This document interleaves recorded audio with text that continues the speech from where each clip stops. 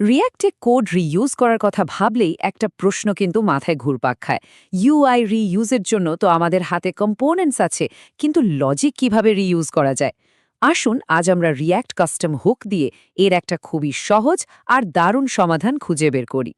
তো সবকিছুর আগে চলুন সেই সমস্যাটা নিয়ে কথা বলি, যেটা কম বেশি সব ডেভেলপারের কাছেই খুব পরিচিত। একই কোড বারবার লেখা। একবার ভাবুন তো, একই কাজ বারবার করতে কারই ভালো লাগে, তাই না? কোডিংয়ের জগতেও কিন্তু ব্যাপারটা একদম একই। এই যে একঘেয়েমি আর পুনরাবৃত্তি, এটা আমাদের কাজের গতি যেমন কমিয়ে দেয়, তেমনি কোডকেও অকারণে জটিল করে তোলে। এই সমস্যাটা সমাধানের জন্য রিয়্যাক্ট আমাদের দুটো জিনিসকে আলাদা করে আবার ব্যবহার করার সুযোগ দেয়। এক হলো ইউজার ইন্টারফেস বা ইউআই, আর অন্যটা হলো অ্যাপ্লিকেশন লজিক।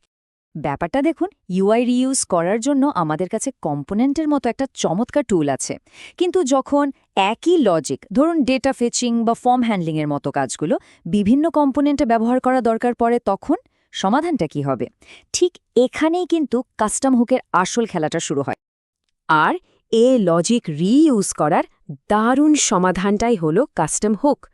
কিন্তু প্রশ্ন হলো, কখন বোঝা যাবে যে একটা সাধারণ ফাংশন দিয়ে কাজ হবে না, একটা কাস্টম হুকই লাগবে? নিজেকে শুধু একটা প্রশ্ন করতে হবে যে লজিকটা আমরা রিইউজ করতে চাইছি সেটার ভেতরে কি ইউজ স্টেট বা ইউজ ইফেক্টের মতো অন্য কোনো রিয়্যাক্ট হুক কল করার দরকার পড়ছে। এই একটা প্রশ্নের উত্তরই কিন্তু সঠিক পথ দেখিয়ে দেবে। দেখুন, ব্যাপারটা কত সহজ। যদি উত্তরটা হয় না, তাহলে একটা সাধারণ জাভাস্ক্রিপ্ট ফাংশনই যথেষ্ট। কিন্তু যদি উত্তরটা হয় হ্যাঁ, ব্যাস, তখনই প্রয়োজন হবে একটা কাস্টম হুকের। সুতরাং আসল পয়েন্টটা হলো, যখনই কোনো স্টেটফুল লজিক শেয়ার করার দরকার পড়বে, কাস্টম হুকই হবে সেরা উপায়। তাহলে এই কাস্টম হুক জিনিসটা আসলে কি? খুব সহজ করে বললে এটা একটা বিশেষ ধরনের জাভাস্ক্রিপ্ট ফাংশন যার নামটা সবসময় ইউজ দিয়ে শুরু হয় এবং যার ভেতর থেকে অন্য হুক কল করা যায়। এর মূল উদ্দেশ্যই হল কম্পোনেন্টগুলোর মধ্যে স্টেটফুল লজিক শেয়ার করা। একটা ভালো কাস্টম হুক তৈরির কিছু মূল নীতি আছে।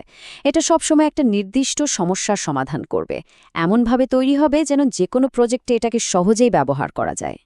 আর এখন তো ওপেন সোর্স লাইব্রেরিগুলোতে অসাধারণ সব রেডিমেড কাস্টম হুকও পাওয়া যায়। আচ্ছা, এবার চলুন দেখি একটা কাস্টম হুককে খুব সহজে চেনার উপায় কি, আর এটা একটা সাধারণ কম্পোনেন্ট থেকে ঠিক কতটা আলাদা। কাস্টম হুক চেনার 1 নম্বর এবং সবচেয়ে গুরুত্বপূর্ণ নিয়মটা হলো, এর নামটা অবশ্যই ছোট হাতের ইউজ দিয়ে শুরু হতে হবে। যেমন ধরুন ইউজ ফ্যাচ বা ইউজ লোকাল স্টোরেজ।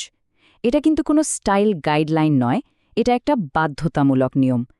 এই ইউজ প্রিফিক্সটা দেখেই রিয়্যাক্ট বুঝতে পারে যে এটা একটা হুক এবং এর ওপর হুকের সব নিয়মকানুন প্রয়োগ করতে হবে। আর এই স্লাইডটা দেখুন, কম্পোনেন্ট আর কাস্টম হুকের মধ্যে একটা মস্ত বড় পার্থক্য এখানে খুব পরিষ্কার। একটা কম্পোনেন্ট সব সময় জেএসএক্স রিটার্ন করে, মানে ইউআই এর একটা টুকরো। কিন্তু একটা কাস্টম হুক সে যা খুশি রিটার্ন করতে পারে। হতে পারে একটা অবজেক্ট, একটা অ্যারে, এমনকি একটা সাধারণ স্ট্রিং বা নম্বরও। এই যে স্বাধীনতা, এটাই আমাদের কোডকে দারুণ ফ্লেক্সিবল করে তোলে। কাস্টম হুকের ধারণাটা যদি এখনও একটু কঠিন মনে হয়, তাহলে চলুন একটা দারুণ উপমা দিয়ে ব্যাপারটা বোঝা যাক।